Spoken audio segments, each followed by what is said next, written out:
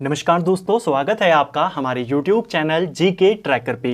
देखिए फ्रेंड्स, आज के वीडियो में हम बात करेंगे जो हमारी एक सीरीज है उत्तराखंड जीके एमसीक्यू सीरीज, जिसमें आप सभी जानते हैं हम उत्तराखंड की जो इम्पोर्टेंट बुक्स हैं उनको एमसीक्यू के फॉर्मेट में पूरी डिटेल के साथ यहाँ पर कवर कर रहे हैं, जिससे आपकी जो सारी इंपॉर्टेंट किताबें हैं वो आप एक बार दोबारा से रिवाइज कर पाएं और एमसीक्यू के माध्यम से उनकी प्रैक्टिस भी कर पाएं। इसके अंतर्गत हम सबसे पहले अजय रावत जी की पुस्तक को यहां पर कवर कर रहे हैं और आज हम इस सीरीज की 16वीं क्लास यहां पर कवर करेंगे। अभी तक हमने 15 क्लासेस में अजय रावत जी की पुस्तक के टोटल 300 प्रश्नों को अतिरिक्त तथ्यों के साथ सीरियल वाइज कवर कर लिया है। अगर आपने उनको नहीं देखा है तो प्लेलिस्ट में जाकर देख सकते हैं। तो चलिए दोस्तों, आज की क्लास को शुरू करते हैं। आज का हमारा पहला क्वेश्चन है, किस गोरखा शासक ने शासन की सुव्यवस्था के लिए एक सभा मंडली का गठन किया था? देखिए, कौन सा गोरखा शासक था जिसने एक सभा मंडली बनाई थी और उसी से विचार विमर्श करके सलाह कर करके वो शासन व्यवस्था यहां पर चलाता था? सही आंसर हो जाएगा रणजौर सिंह थापा। ऑप्शन सी सही उत्तर होगा। देखिए, गोरखाओं ने गढ़वाल को जीता 1804 में और गढ़वाल और कुमाऊं का जो सर्वोच्च अधिकारी बनाया गया वो बनाया गया अमर सिंह थापा को। 1804 में उसने कार्य करना शुरू कर दिया गढ़वाल के हिस्से में। हालांकि कुमाऊं पर वो पहले से जीत चुके थे और सर्वोच्च अधिकारी कौन बना दिया गया? अमर सिंह थापा। लेकिन 1804 में ही अमर सिंह थापा को कांगड़ा के ऊपर आक्रमण करने का आदेश मिला नेपाल दरबार की तरफ से। तो वो सेना लेकर कांगड़ा की तरफ चला गया और गढ़वाल का जो प्रभार था वो किसको देकर गया? यहां का शासक किसे बनाकर गया? अपने पुत्र रणजौर सिंह थापा को। ऑप्शन सी सही उत्तर यहां पर होगा। रणजौर सिंह थापा 1804 से लेकर 1805 के बीच में यहां का शासक रहा था। ठीक है, मुख्य रूप से गढ़वाल का शासक। इसको आपने ध्यान रखना है। अगले ही साल 1805 में अमर सिंह थापा ने इसे भी कांगड़ा अभियान पर बुला दिया था।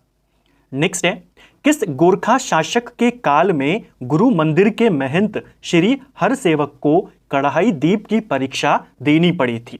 जैसा हमने जब गोरखाओं से संबंधित जो उनकी न्याय व्यवस्था थी उसको कवर किया, वहां पर देखा था कढ़ाई दीप के बारे में कि जलते हुए तेल में हाथ डाल दिए जाएंगे और अगर हाथ जल गया तो आपको दोषी मान लिया जाएगा। ऐसे ही जो गुरु मंदिर था, गुरु राम राय जी का जो मंदिर था गुरु मंदिर, वहां के जो महंत थे हरसेवक जी, इनके ऊपर हत्या का आरोप लगाया गया और इनको कढ़ाई दीप परीक्षा देने के लिए मजबूर किया गया। और यह किसके द्वारा किया गया था? ये रणजौर सिंह थापा ने ही किया था। ऑप्शन सी सही आंसर होगा।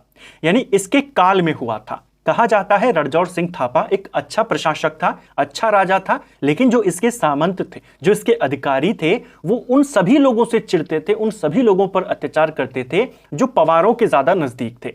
जो हरसेवक थे गुरु मंदिर के महंत, इन्हें प्रद्युमन शाह का करीबी माना जाता था। 1804 में हाल ही में प्रद्युमन शाह को मारा गया था, शहीद वे हुए थे।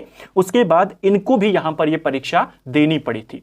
हत्या का आरोप इनके ऊपर लगाया गया, सबूत इनके खिलाफ कोई था नहीं, और जब कोई सबूत या गवाह नहीं होता था तो दिव्य प्रथा का इस्तेमाल होता था। इनको कढ़ाई दीप परीक्षा देनी पड़ी, इनको दोषी माना गया और इनके ऊपर एक भारी जुर्माना यहां पर लगाया गया। पवार राजाओं के द्वारा इन्हें काफी सारी जमीन सनद यहां पर मिली हुई थी। वह जुर्माना देने में वह सारी जमीन इनकी क्या हो गई? खराब हो गई, यानी उजड़ गई, क्योंकि पैसा बिल्कुल यहां पर खत्म हो गया था। तो ये सारा जो पूरा घटनाक्रम है यह इसी रणजौर सिंह थापा के काल में हुआ था।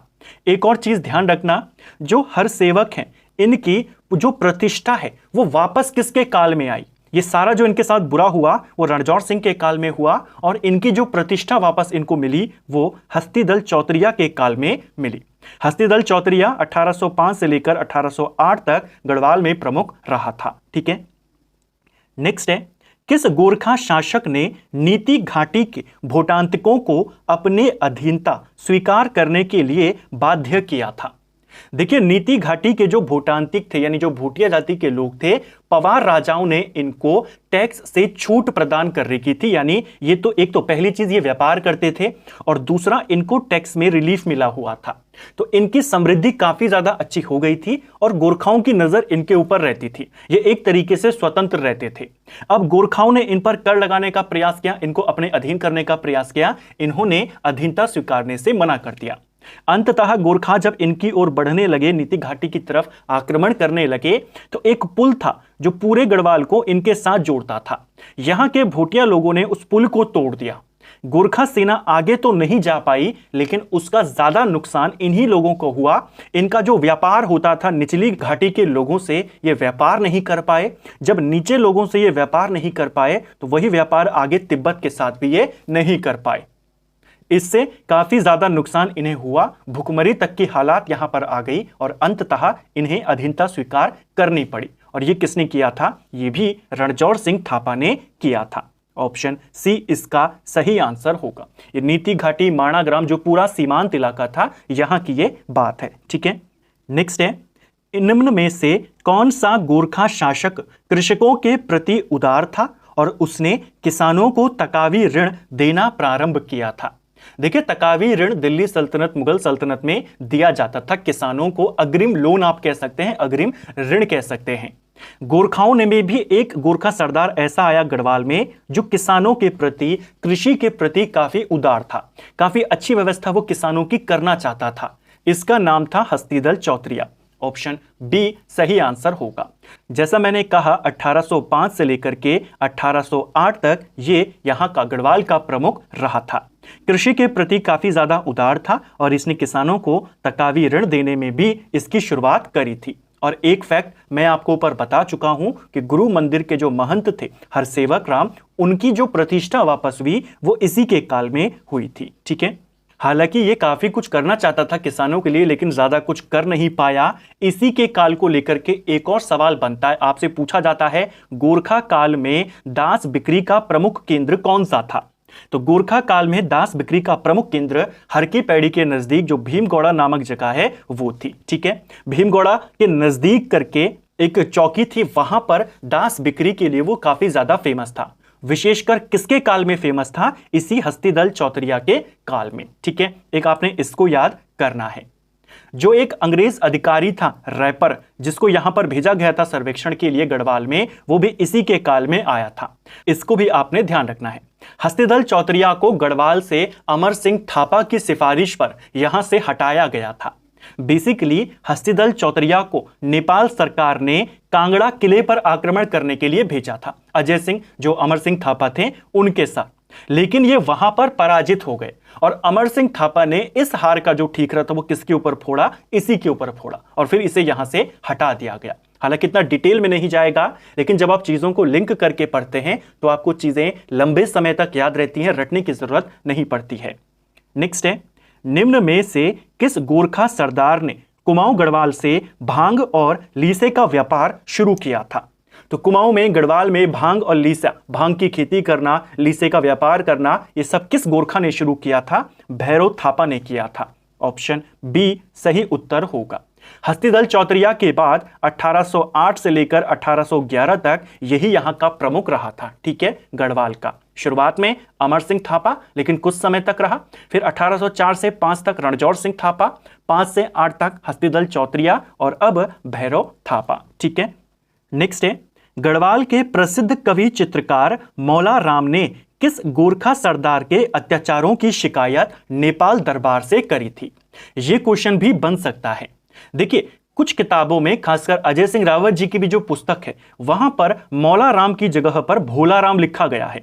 हालांकि दोनों व्यक्ति एक ही हैं, इसकी कोई स्पष्ट जानकारी नहीं मिलती है उनकी पुस्तक में, लेकिन इन्हें एक ही माना जाता है क्योंकि ज्यादातर उस समय एक ही व्यक्ति था जो कवि भी था, चित्रकार भी था, वो था मौला राम। ठीक है, तो मौला राम या भोला राम आपको जो एग्जाम में मिले, आप दोनों को एक मानकर चलिए। मौला राम ने किस गोरखा सरदार की शिकायत करी थी, उसके अत्याचारों की शिकायत करी थी नेपाल दरबार से? वो था भैरव थापा। ऑप्शन बी सही उत्तर होगा। भैरव थापा के आने के बाद गढ़वाल में जनता का जबरदस्त तरीके से उत्पीड़न किया गया, जनता का शोषण किया गया। सैनिकों के द्वारा मनमाने ढंग से जो टैक्स लिया जाता था बाली, वो और ज्यादा बढ़ा दिया गया, लगातार वो वसूली करते रहते थे। इन सब से परेशान होकर के मौला राम ने नेपाल दरबार में इसके अत्याचारों की जानकारी को पहुंचाया। हालांकि नुकसान इसको नहीं हुआ, मौला राम को ही हुआ था। मौला राम को गोरखाओं ने कुछ जागीरें प्रदान करी थी। क्यों जागीरें प्रदान करी थी? तो जो नेपाल का नरेश था रण बहादुर शाह, उसके ऊपर इसने एक पुस्तक लिखी थी उसकी प्रशंसा में। किताब का नाम है रण बहादुर चंद्रिका। क्वेश्चन बनेगा किसकी है? मौला राम की। इस रचना को उसने हस्तिदल चौतरिया के काल में लिखा था और इससे खुश होकर नेपाल राजा ने इसे काफी जागीरें दी थी। लेकिन इस घटना के बाद उन जागीरों को इनसे छीन लिया गया। हालांकि यह बाद में खुद नेपाल दरबार में गया और तब इसे कुछ इसकी जागीरें वापस मिली। ये पूरा घटनाक्रम है कि रचना किसकी है, किसके काल में करी गई, किसके साथ मौला राम के अच्छे संबंध नहीं थे, वो था भैरव थापा, और किसके साथ अच्छे संबंध थे, वो था रणजौर सिंह थापा। ठीक है, रणजौर सिंह थापा को इसने दानवीर कर्ण कहा था। तो ये कुछ इंपॉर्टेंट बातें। नेक्स्ट है, किस गोरखा सरदार ने उर्वरता के आधार पर भूमि कर निर्धारित किया था? देखिए, गढ़वाल के अंदर पहले जो टैक्स लिया जाता था वो उपज के आधार पर नहीं होता था। गांवों में कितनी खेती हो रही है उस आधार पर नहीं होता था। गांव की अनुमानित आय के आधार पर टैक्स को निर्धारित किया जाता था, जिससे गोरखाओं को लगातार नुकसान हो रहा था। जब यह बात नेपाल राजा के पास पहुंची तो नेपाल के राजा ने अपना एक और अधिकारी यहां का प्रमुख बनाकर भेजा। इसका नाम था काजी बहादुर भंडारी। ये गढ़वाल का प्रमुख रहा 1811 से लेकर 1812 तक। इसने भू व्यवस्था यहां पर अच्छी करी गढ़वाल के अंदर, और इसने पूरे गांव की अनुमानित आय के आधार पर टैक्स न लेकर उर्वरता के आधार पर टैक्स भूमि कर यहां पर निर्धारित किया। तो क्वेश्चन बनेगा, किस गोरखा सरदार ने उर्वरता के आधार पर भूमि कर निर्धारित किया? वो था काजी बहादुर भंडारी। दरअसल गोरखाओं को इतना पैसा भी नहीं मिल पा रहा था कि वो सैनिकों का वेतन दे सके, क्योंकि आप जानते हैं गोरखा काल में जो भूमि कर होता था पुंगड़ी या पुंगाड़ी, उसी में से सैनिकों का वेतन मिलता था। ठीक है, इस काजी बहादुर भंडारी को लेकर के एक क्वेश्चन और याद करना। इसने भूमि को गढ़वाल में 5 वर्गों में बांटा था। इसने भू व्यवस्था यहां पर करी, भूमि कर उर्वरता के आधार पर डिसाइड किया, भूमि को 5 वर्गों में इसने बांटा। कौन कौन से वो 5 वर्ग थे उनके नाम याद कर लीजिए। एक था अबल, एक था दम, एक था सोम, एक था चाहर और एक आपका सूख बासी। तो इस भूमि का ये वर्गीकरण है। क्वेश्चन आएगा अबल, दम, सोम, चाहर और सूख बासी क्या है? तो भूमि का वर्गीकरण जिसे काजी बहादुर भंडारी ने किया था। ठीक है, इसके अलावा एक और चीज याद करना, जो पवार राजाओं ने भूमियां दान में करी थी, जागीरें प्रदान करी थी व्यक्तियों को, उन सब की दोबारा से जांच करवाई इसने, और कई सारी जागीरों को इसने जब्त कर लिया, उनसे छीन लिया। उसमें मौला राम की जागीरें भी शामिल थी। इस क्वेश्चन को भी आपने ध्यान रखना है। तो इस प्रकार हम ऐसे नए क्वेश्चंस को, और ये सारे आपके अजय सिंह रावत जी की पुस्तक के क्वेश्चन हैं, क्योंकि हम इस बार थोड़ा ज्यादा डिटेल में कवर करते हुए चल रहे हैं, तो आपको ये सारे क्वेश्चन है यूके SSSC के लायक, और यूके PSC भी अब इस प्रकार के क्वेश्चन पूछने लगा है, जो आपके इतिहास के हों और नए क्वेश्चन हों फेमस पर्सनैलिटी से जुड़े हुए। तो ये मौला राम से भी जुड़ा हुआ है, गोरखाओं से जुड़ा हुआ है और भूमि से जुड़ा हुआ है। नेक्स्ट है, अंग्रेजों द्वारा गोरखों को पराजित करने के बाद के संदर्भ में निम्न में से कौन सा कथन यहां पर असत्य है? तो कौन सा कथन असत्य है यह आपने बताना है। चलिए, पहला, अंग्रेजों द्वारा गढ़वाल का विभाजन ब्रिटिश गढ़वाल और टिहरी गढ़वाल में कर दिया गया। यह आपका बिल्कुल सही है। जिस प्रकार से सुदर्शन शाह ने इनको यहां पर आमंत्रित किया था अंग्रेजों को कि आप गोरखाओं को हराइए, अंग्रेजों ने गोरखाओं को हराया और युद्ध में अंग्रेजों का जो नुकसान हुआ उसकी एक रकम सुदर्शन शाह से मांगी। सुदर्शन शाह देने में असमर्थ थे, तो उन्होंने गढ़वाल का आधा हिस्सा ले लिया, गढ़वाल को 2 भागों में बांट दिया, ब्रिटिश गढ़वाल और टिहरी गढ़वाल। ठीक है, टिहरी गढ़वाल में सुदर्शन शाह शासन करते थे, ब्रिटिश गढ़वाल अंग्रेजों के पास था। अलकनंदा नदी का पूर्वी भाग टिहरी गढ़वाल कहलाया और पश्चिमी भाग ब्रिटिश गढ़वाल कहलाया। सेकंड वाला गलत हो जाएगा। देखिए, अलकनंदा का जो पश्चिमी भाग था इसे उल्टा लिखा गया है।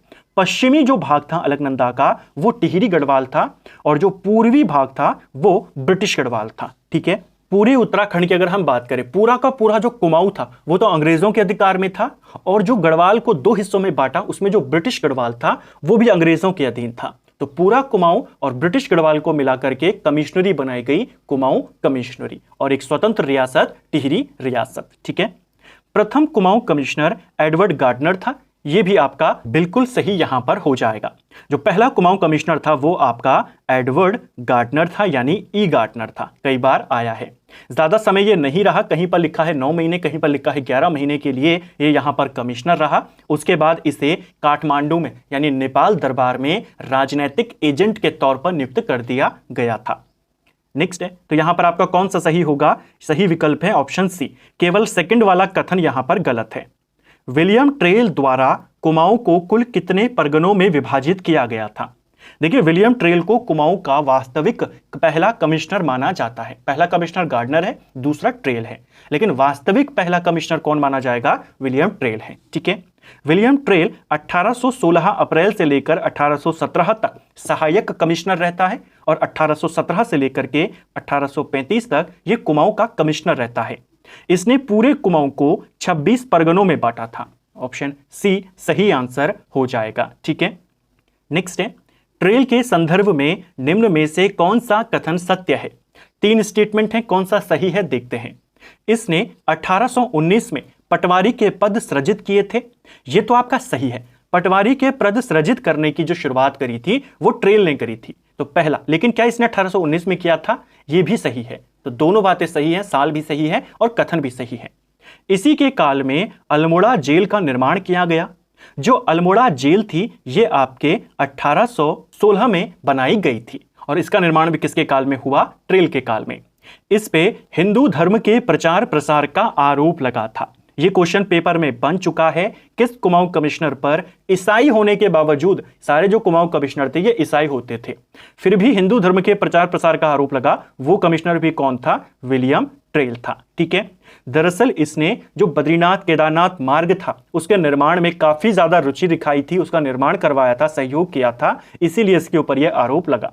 ऑप्शन डी इसका सही आंसर है। सभी के सभी कथन यहां पर सच हैं, सही हैं। ठीक है, इसके अलावा एक और चीज ध्यान रखना, विलियम ट्रेल को लेकर पूछा जाता है किस कुमाऊं कमिश्नर ने 80 साला बंदोबस्त करवाया था? तो वो भी विलियम ट्रेल है। 1823 में करवाया था, जिसे पंचशाला बंदोबस्त भी कहते हैं। कूली बेगार के समाधान के लिए ट्रेल द्वारा खच्चर सेना किस वर्ष में बनाई गई थी? देखिए, कूली बेगार समाधान के लिए, कूली बेगार प्रथा का सलूशन करने के लिए एक खच्चर सेना बनाई गई थी, और इस खच्चर सेना का गठन भी किसने किया था? विलियम ट्रेल ने। किस वर्ष किया था? 1822 में किया था। ऑप्शन सी सही उत्तर होगा। 1822 में ही कुमाऊं में आबकारी विभाग की स्थापना भी होती है। वो भी कौन करता है? विलियम ट्रेल करता है। ठीक है, कुमाऊं कमिश्नरी में वन प्रबंधन को लेकर पहला प्रयास किस कमिश्नर ने किया था?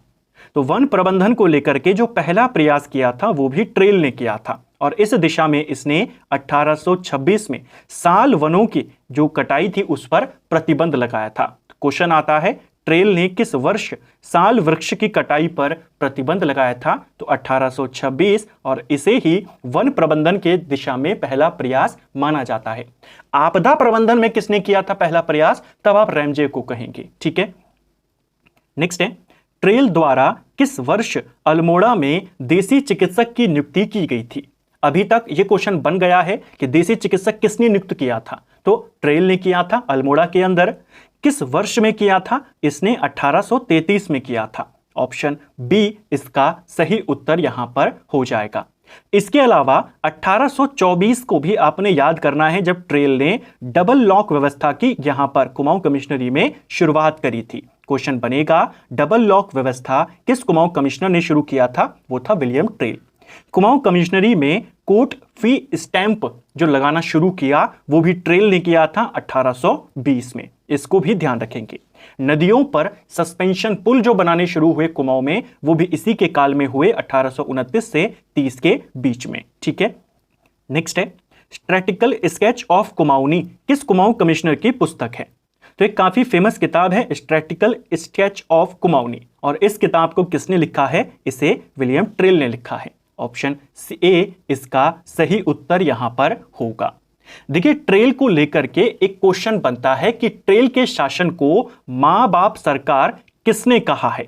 यह क्वेश्चन पेपर में बना है कि इनमें से किसने ट्रेल के शासनकाल को मां बाप सरकार के नाम से कहा है, तो वो है एटकिंसन।